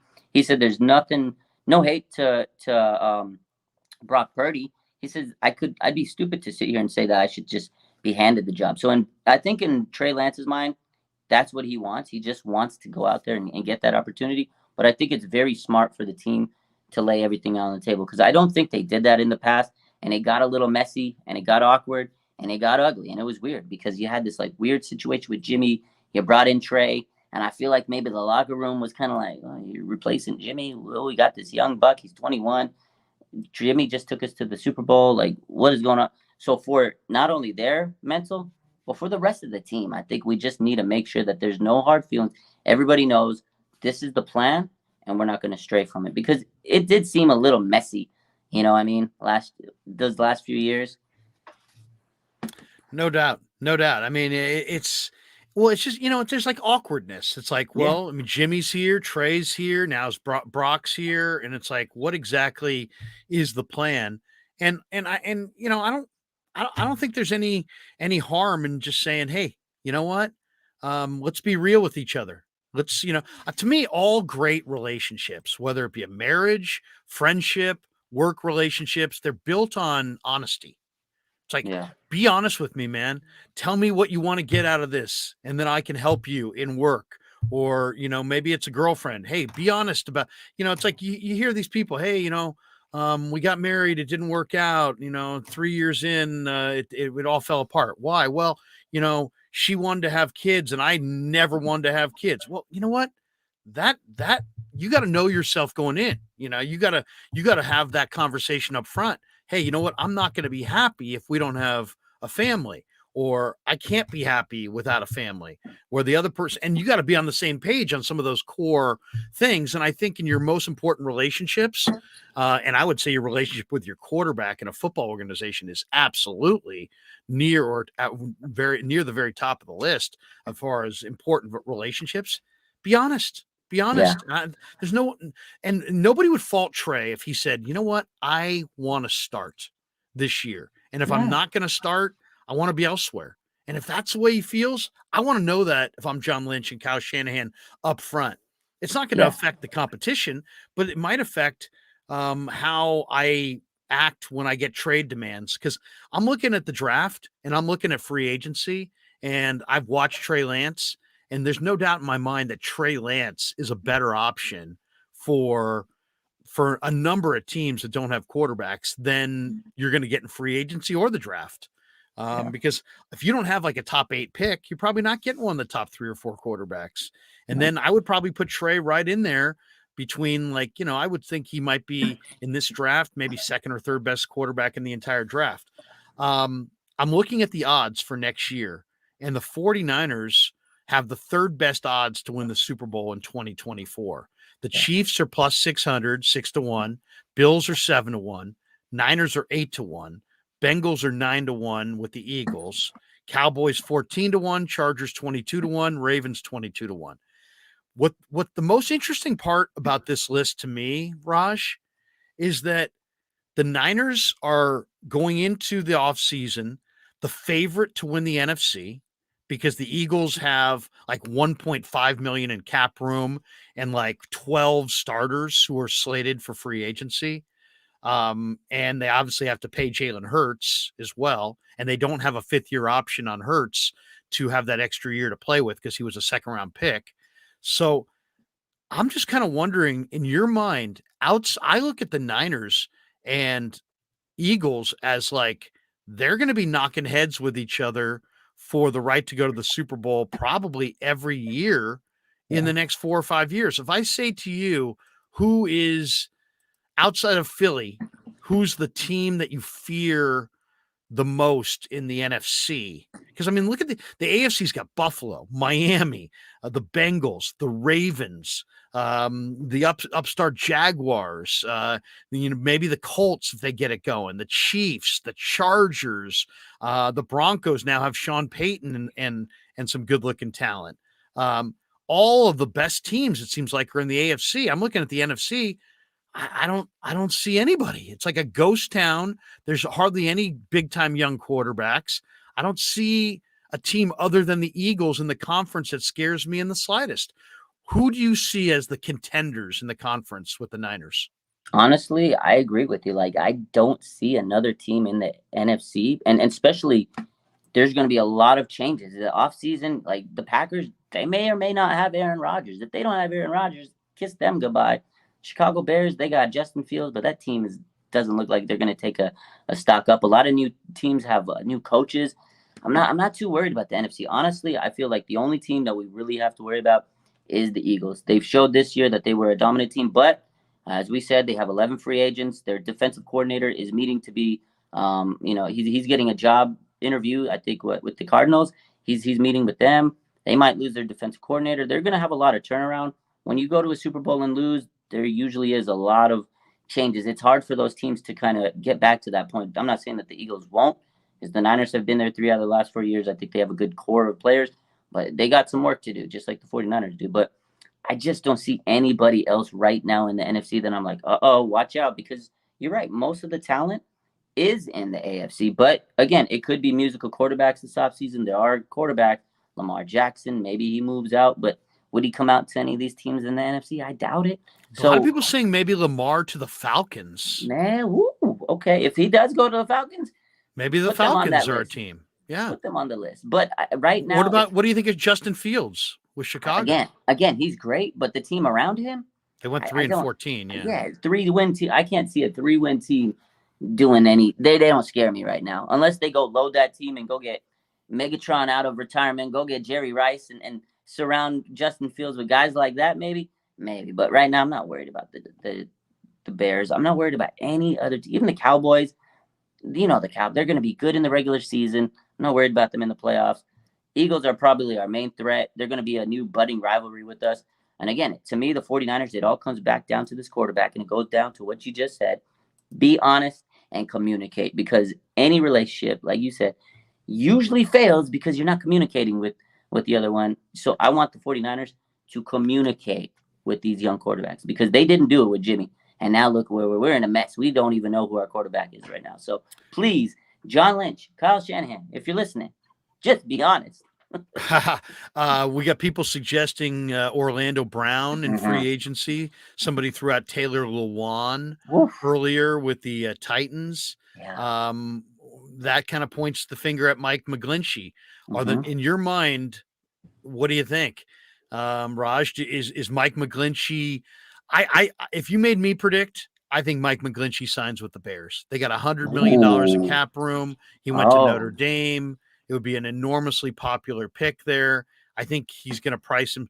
You Niner fans always see the negatives of McGlinchey. The reality is McGlinchey's one of the 3 or 4 best offensive linemen available in free agency, and he's going to get paid a boatload, and I don't think the Niners are going to match. Yeah. So even though I know John Lynch loves him, and I know he's a locker room fixture, and I think he's a much better player than the Niner Twitter or whatever would have you to believe, but I think McGlinchey prices himself out, and they go in a different direction. 100%. Do you think they re-sign him? What's your thought? I pretty much feel the same way as you. I think, honestly, I know Niner fans laugh at him. He's a laughing stock. He's a Twitter beating drum out there, but he's not horrible. If you look at the market, you got Orlando Brown, the guy we just mentioned, Mike McGlinchey, and the other guy we mentioned, was it Taylor Lewan? Those are your top tackles on the market, and I don't think the 49ers are going to be able to afford any of those guys. Forget about Orlando Brown, especially after last night's performance in the Super Bowl. That man's going to get himself way out of our budget. I don't think we can bring back McGlinchey. I think it would be helpful if we could. Because, again, I know Niner fans, he's terrible. He improved with his pass blocking. He's been inconsistent, but his run blocking is great, and that's what the 49ers need. So I think they will move on from him, and I think he'll go get a nice contract somewhere, because he is one of the top tackles in the market. Right tackle, there's not like a whole quality. It's not like a bevy of like crazy good right tackles. So he will get paid. I don't think the Niners are going to be able to bring him back. I think they want to. I think they genuinely want to because he is a CEO of the locker room. I was talking to Cam Inman a couple weeks ago. He says they love him. He like commands that locker room. People look up to him. Spencer Burford, I think on his goodbye message, when he was talking to the media a couple weeks ago, he goes, I really looked to Mike McGlinchey. He was like a guy that really helped me this season. He was a big mentor, and I looked up to the guy. So these guys respect him. I think Spencer Burford, that's the guy. I think you move him outside to right tackle. He can. He's still That's young enough. interesting. He's still young enough. He played tackle in college. I think he's moldable still. He had a really good, solid rookie season. I think that's the guy. You slide him to the right. Guard, I feel, is a lot easier to replace. You can get Brunskill back maybe, or you can Nick draft a guy. Zakelj. Yeah, exactly. Nick Zakelj. You can Jason Poe maybe. You have some guys that may be able to play guard, but tackle is a premium, and that's a tough spot. I think Burford has that dog in him enough to excel on that right tackle spot. So that to me is the cheap fix because he's on a rookie tackle contract. It's easy money. You don't have to pay anybody. You don't have to sign anybody. Slide him, make sure he gets that position down. He knows it because he played it in college. And then you fix that right guard spot. And then maybe you bring back Brendel or you go sign someone. Yeah. I love the idea. I would let McGlinchey go too. I mean, I not that I don't like McGlinchey. I love McGlinchey. I think McGlinchey is a guy, Raj, that people criticize because he's had some really bad plays on film, and then they see him horizontal to the ground and Micah Parsons, and it's like all of a sudden you see it, you get the images and you put them out there for people, and so you're seeing. He's got some like low lights that people cling to and go, look at this. He can't play. In reality, he's a far better player than people think. But I would let him go. I would, because I think he'll get paid. The two guys that I really like, I like Caleb McGarry from the University of Washington, who played for Atlanta this year as maybe a right tackle. I also like your idea of sliding Spencer Burford from right guard to right tackle. He played right tackle at UTSA. It's going to take some quickness. He's going to have to get quicker feet and that kind of thing. But I'd take a chance. I also really like Nick Allegretti from the Chiefs as a backup offensive lineman who's 26. He's an academic All-American. He was at a 46 Wonderlic. The one thing about the trait that the Niner offensive line need more than most is intellect, because there's so many formations. There's so much, Shanahan's playbook's vast. And if you're a backup offensive lineman like an Allegretti, you need to learn left guard, right tackle, center. I mean, you need to basically learn every spot that's not Trent Williams. And I just think between, a guy like Allegretti, you could plug him in at right guard. You could re-sign Brunskill. You could plug in Nick Zakelj. There's Jalen Moore. They've got some different options on their offensive line. Colton McKivitz, I think, is a lot of people think could slide in and be a starter. So that's the direction I would go. I would save money on McGlinchey. Chardal says thoughts on the 49ers re-signing MMB, and that being Marcelino McCrary Ball. And a lot of people asking about Marcelino McCrary Ball in here. So there's MF. news. There's MF news says today. thoughts on Marcelino. There's news today. So while we were live, Marcelino McCrary Ball, they re-signed him to a 1-year deal. So to me, that tells me that's Azeez Al-Shahir's replacement there. I love Marcelino McCrary Ball. And if you follow my YouTube channel, go look for the interviews I did with him early in the year. I love this kid, man. I mean, first of all, the 49ers got a real player in this kid. He wore 40 in the preseason. They gave him a standard 1-year contract, but he was undrafted out of Indiana. This guy played corner. At times for the Hoosiers, and he's 24.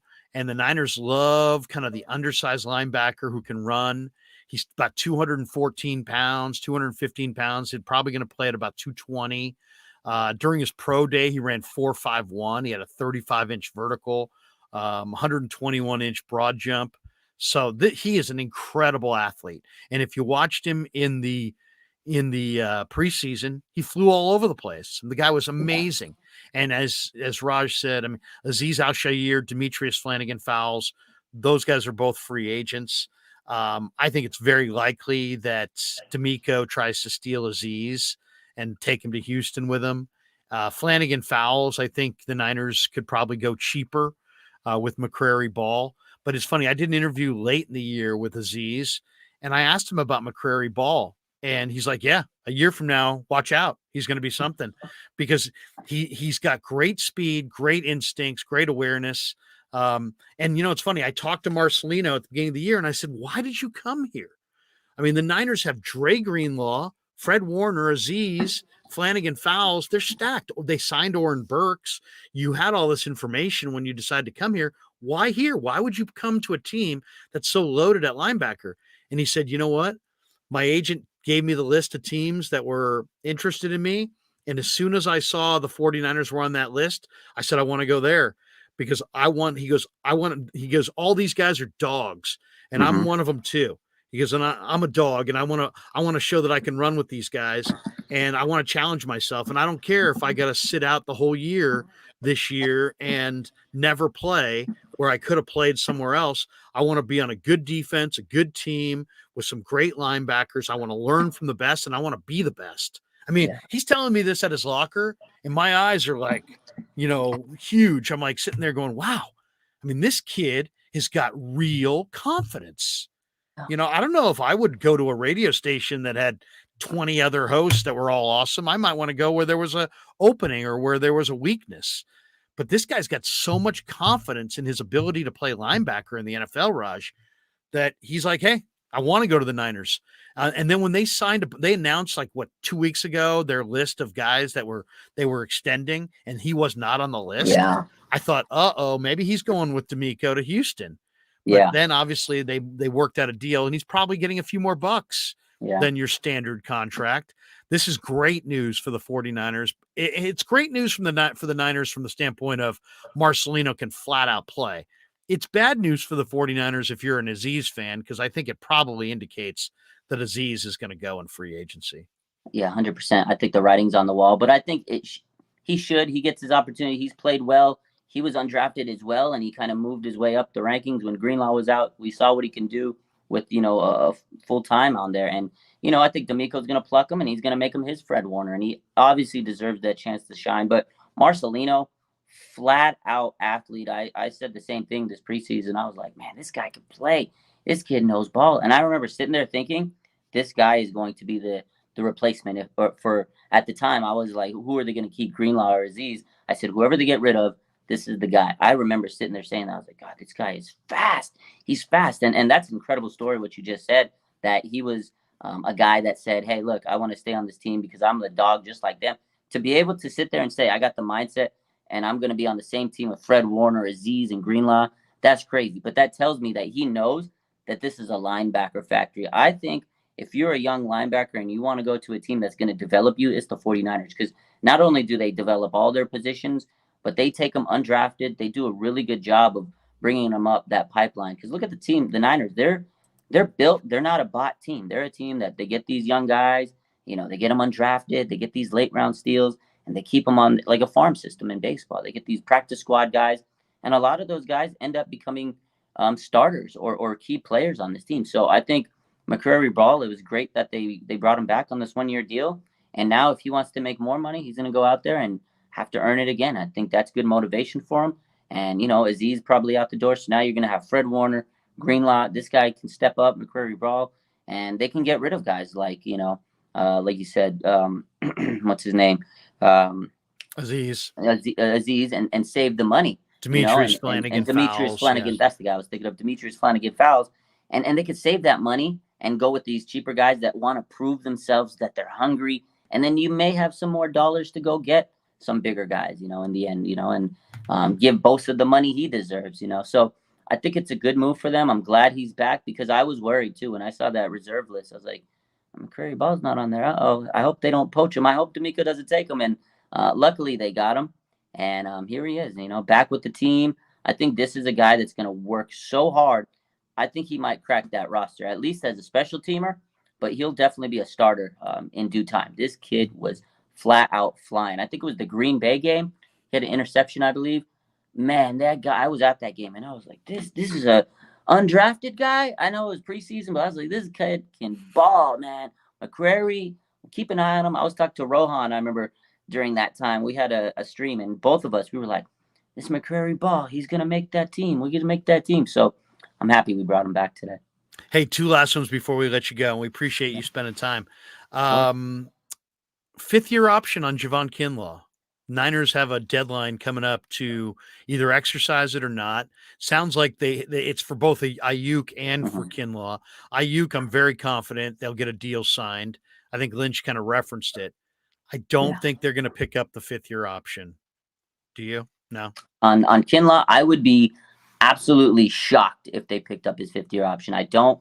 Ayuk, that's guaranteed in my eyes. I'd be absolutely shocked if they don't take up Brandon Ayuk. So I don't think they'll take Kinlaw's. Unfortunately, this is it.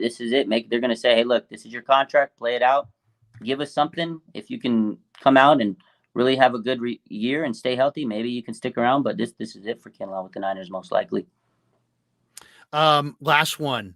Give me one name of just any player, whether it be a draft choice or a free agent or even a trade, that you would love. Give me if John Lynch came to you, because he follows you, by the way. John Lynch follows Raj. If doesn't follow Krug, but he follows Raj. I'll put in a good word. Put in a good word. Hey, JL, I'm gonna throw my man Krueger follow. No, but John Lynch follows you. Let's just say he picked up the phone, said, Raj, you're very vital to the Niner Nation. Give me one person, one player that you, whether you want the Niners to want me to trade for that guy, you want me to draft that guy, you want me to sign that guy.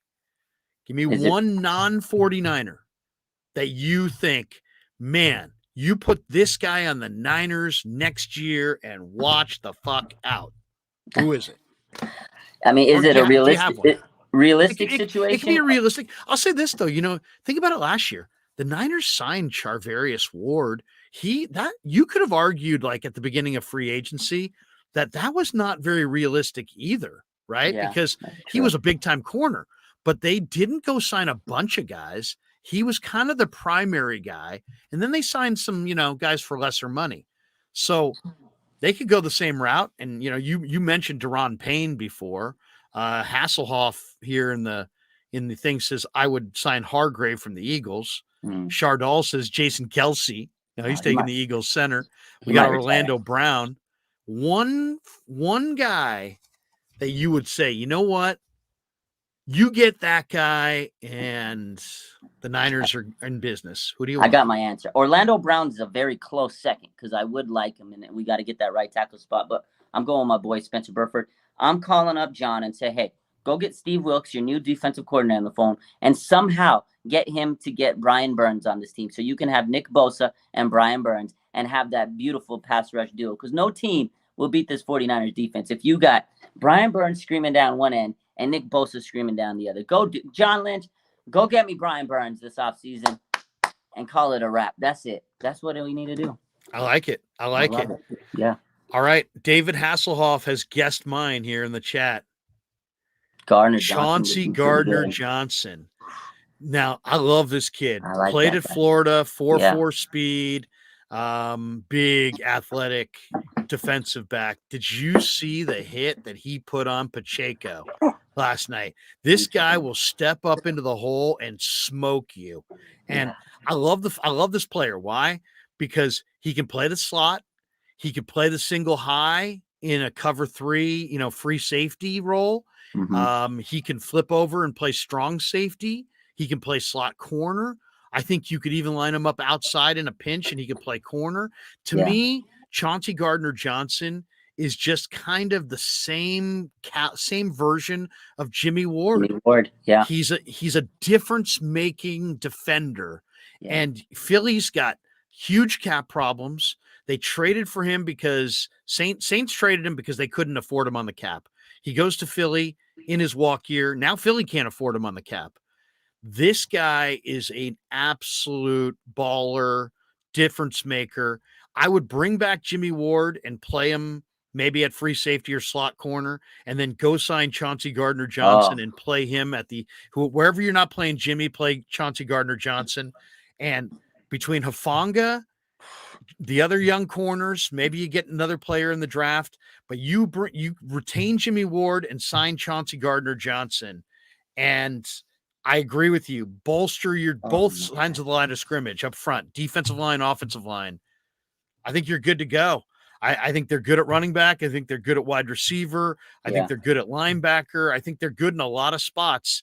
But man, if you add a Chauncey Gardner-Johnson, and I would say goodbye to Tayshaun Gibson, who was a really good ball hawking center fielder.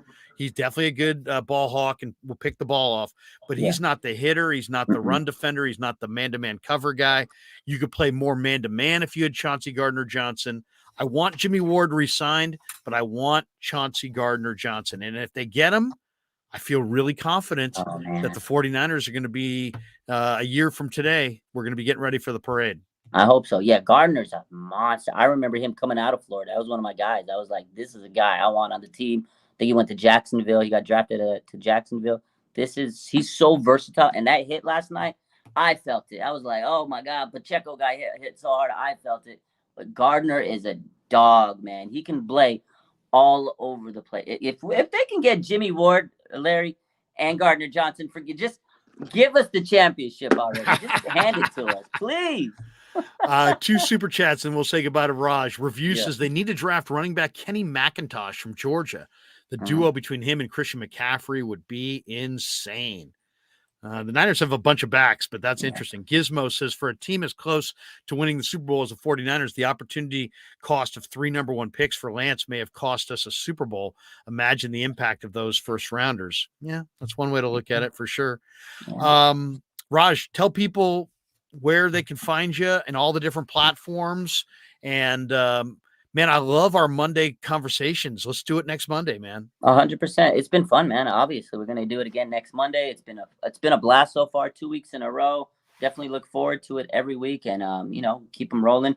You can find me on YouTube, RSF49ers. You can find me on Twitter, RSF49ers, and Instagram, RSF49ers. I'm live all the time. I post all the updates. We do all the stuff that you want. And, I'm always available to talk. So appreciate you, Larry. Looking forward to next Monday. I wonder what we're going to be talking about. I'm pretty sure we'll be talking about quarterbacks. Yeah, it's funny. We got Hasselhoff saying not picking Mahomes over Solomon Thomas is hurting us way more than those picks. Yeah. Somebody actually suggested last night that maybe Solomon Thomas might be coming back to the Niners, that they might go after Solomon Thomas. I'd be okay with that. I'd be okay. The bottom line is he's not an every down guy, but as far as a high effort guy in a rotation, I'd put Solomon Thomas out there. I absolutely would. Wouldn't mind him as a rotation. I just wouldn't have drafted him with the number 3 picks. Yeah, exactly. All right, brother. Good seeing you, man. We'll do it again. All right. Take care, man. Have a good rest of your week. You too. The great Raj, RSF 49ers. He is phenomenal. He is absolutely phenomenal. All right, let's do this. Let's mention our sponsor, which is Pig and a Pickle. The title sponsor of the Krug Show is Pig and a Pickle. Check them out. They're at 341 Corte Madera Town Center in Marin County. They're open 7 days a week in Marin. They're open 5 days a week, Wednesday through Sunday in Emeryville. And they're in the Emeryville Public Marketplace out there in Emeryville.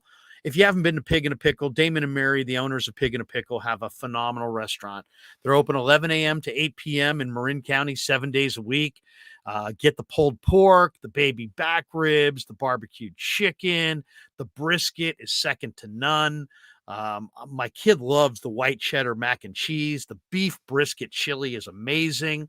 The kettle tallow chips, they have these potato chips that they cook in beef fat, and they season them with the same rub that they put on the barbecue chicken. The potato chips, which you can only get in Marin, are absolutely amazing. But check out Pig and a Pickle. They do catering, they do craft beers, they got a kids menu, they got a family menu, they do sandwiches, salads, a lot of great stuff there. Try the brisket.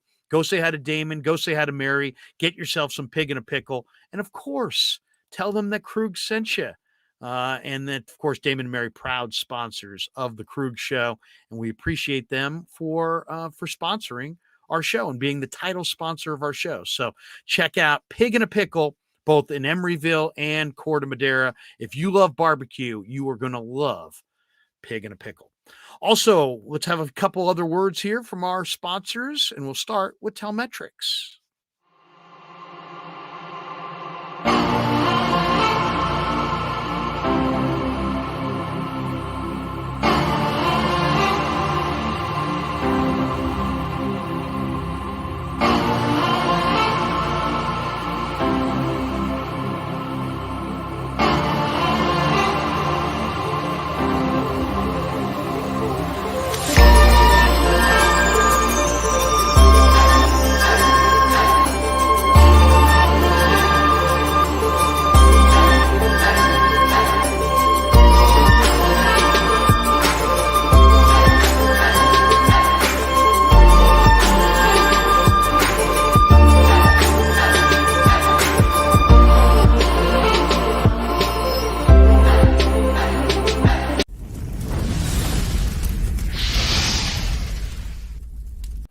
And thanks to Tony Cassera and the good people at Cassera's Italian Menswear. They are housing the Krug Show t-shirts, and they're a proud sponsor of the show as well. The Krug Show t-shirt, the Krug Show podcast t-shirt is available there at their store in Dublin. Their address is 7372 San Ramon Road in Dublin, California. And go see Tony Cassera and get yourself a Krug Show t-shirt and support the show. And special thanks to our sponsor, New York Style Italian Sausage. That's right, NewYorkStyleSausage.com is their website. Phenomenal product, whether it's the breakfast sausage, the Italian mild, the Italian spicy, the chorizo. You cannot go wrong with New York Style Italian Sausage. Once again, NewYorkStyleSausage.com, often imitated, never equaled. And they are a proud sponsor of the Krug Show. Thanks to them.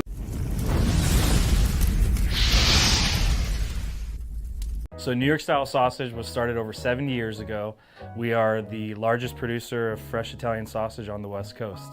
What makes our sausage in New York style is really the recipe came from back east, from New York, from Connecticut.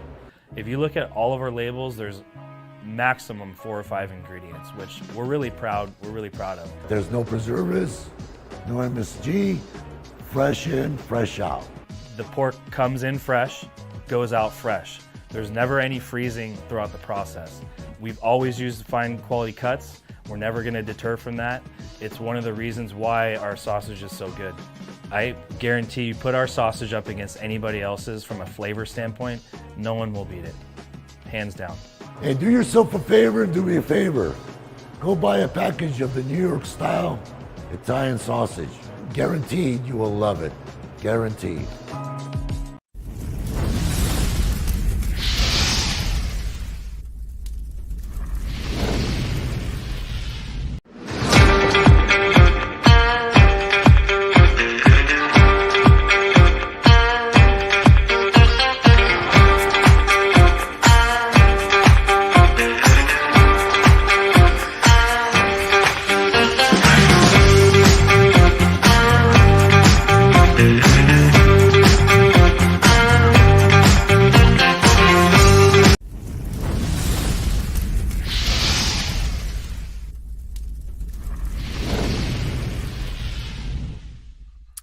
All right, coming down the home stretch on the Krug Show on this Monday. Terradome. Good to see you, Terradome. He said, I had brats for the Super Bowl. Oh, there you go.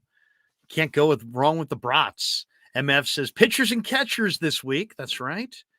Chardal says, where's Dan, Coach Emilio, and Ryan Smith? They'll be joining us tonight after Warriors Wizards. That's right. We'll do another live stream later on tonight. MF says the Italian spicy is his favorite of the New York style Italian sausage. Terry Wayne says, is this KMBR or what, Larry? This is most definitely not. But thank you for that as well. And check me out when I fill in on 95.7 The Game. I'll be filling in on Monday, a week from today, on The Game. Couple last things in the chats. We have still quite a few people in the chat. If you have not hit like and subscribe, please hit like and subscribe to our channel. If you hit like, that just helps other people find helps the algorithm help people find our show. So definitely hit like and also hit subscribe. We are, let's see, approaching 14,000 subs. We just got to 13,000 last week. And we are now at, after today's live stream, 13,767. So if you're one of the 250 people that are still hanging out in the room, and you've yet to subscribe, please hit subscribe. And you'll just get an alert every time on your phone, every time that we're going live. And then we also have channel members. We got about 100 channel members, and they're paying about $4.99 a month to be channel members. And we give them special content when we can. And I'll start getting more as we get on a regular schedule here in the off season. More off season stuff for our channel members is coming. Also, we have the Krug Show t-shirts. I'm not wearing one right now, but the Krug Show t-shirts are here. And let me just turn around and grab one out of the box. Here they are. Here's the Krug Show t-shirts. Kind of a cool looking shirt. There you go. And I've got large, extra large, double XL, and triple XL. They're $25 plus $10 to ship. So just DM me if you want one. Give me your address, what size you want, and then I'll hit you back with my Venmo address, and then you can just Venmo me the $35, and then I'll send it off to you. So Vicky Pellich, yours is coming in the mail today. There were a bunch of people that I got out on Saturday that should get them by Wednesday. MF in the chat says, who's the sleeper breakout player in Giants camp? I'll give you one, Sean Newcomb. I like the lefty Sean Newcomb, who was a high school kid who pitched in Connecticut. I think he was a first-round draft choice. He's a lefty. He's not old. Throws pretty hard. I really like Sean Newcomb, to maybe even become a fixture in their rotation at some point. He's got a live arm. He's a lefty. He's got good physical stature. He's healthy. I like Sean Newcomb quite a bit. That's the guy that I would keep your eye on in Giants camp. Sean Newcomb, big left-handed pitcher. He's been around the block a couple times, Angels, a couple other stops, I believe, but I really like him. I really like Sean Newcomb, and I think he's got much better ball coming up in the future. MF, you going on with Grant today? Yep. Check me and Grant out in about an hour. So 4:00 on the Grant Cohn channel. Grant, me and him will talk Super Bowl. We'll talk Niners on his channel. So that's coming up later today. I always love chopping it up with Grant and hitting all the topics with him. One of the things, just getting you set for the rest of the week, the schedule. So we did our live stream today with Raj. We're going to be on with Grant at 4:00. We'll be on a third time today doing post-game live stream after Warriors Wizards. And I'm hoping Carl Foster and Frank Red and Rye and Danny and maybe Baller, Cy, some combination thereof will be joining us tonight after Warriors Wizards. The Warrior GP2 trade is official, so that happened yesterday.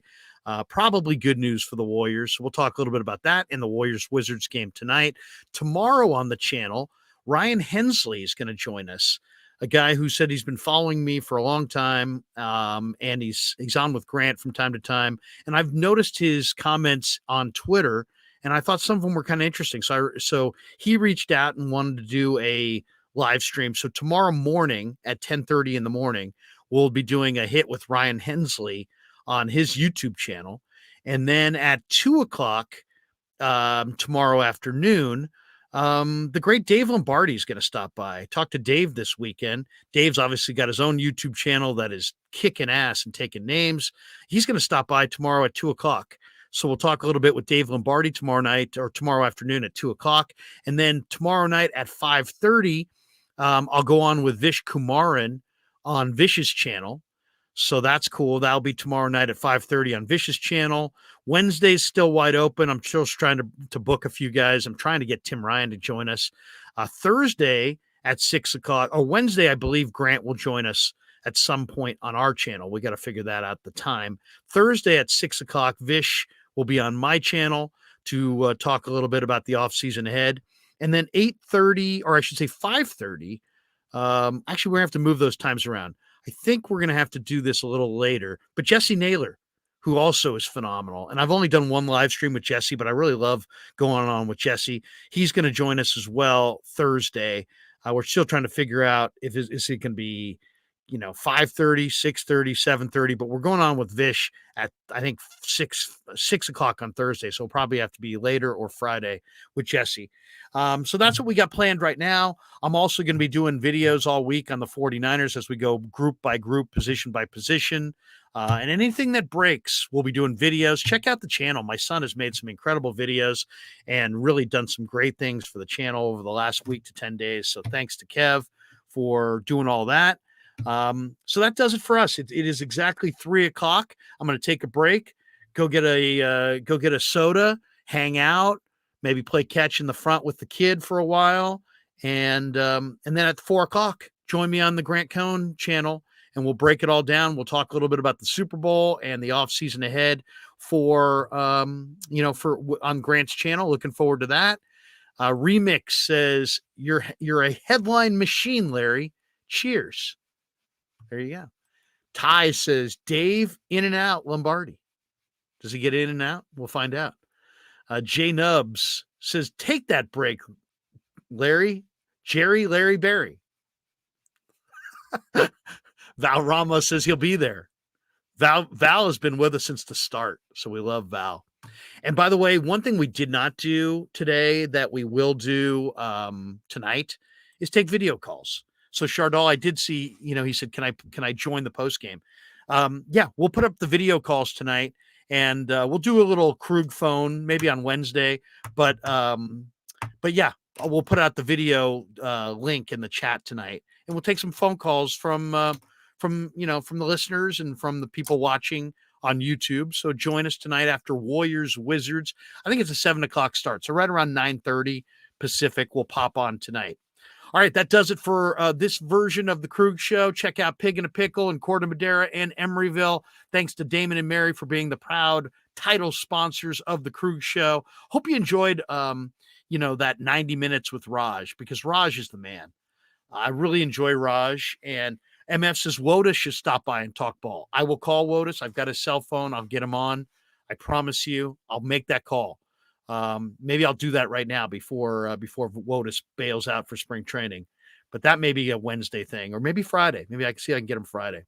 So good idea. MF Ronnie Wotus is always great. Always great to talk Giants baseball with Ron Wotus. He is phenomenal. So, but I really love Raj and Raj is, he's got the unbelievable following on Instagram. I mean, 250,000 followers on Instagram. I mean, Raj is absolutely blowing up.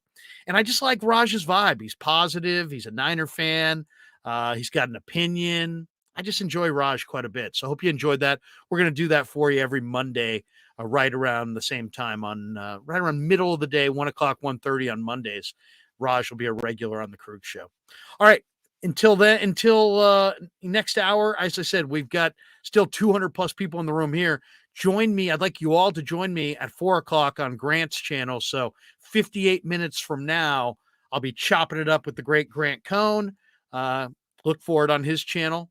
Until then, peace. Yeah, never met a man I've been scared of. Careful, you won't get exactly what you asked for. Here for whatever you bring me, getting handled. I answer to no one, I don't need to hassle. Yeah.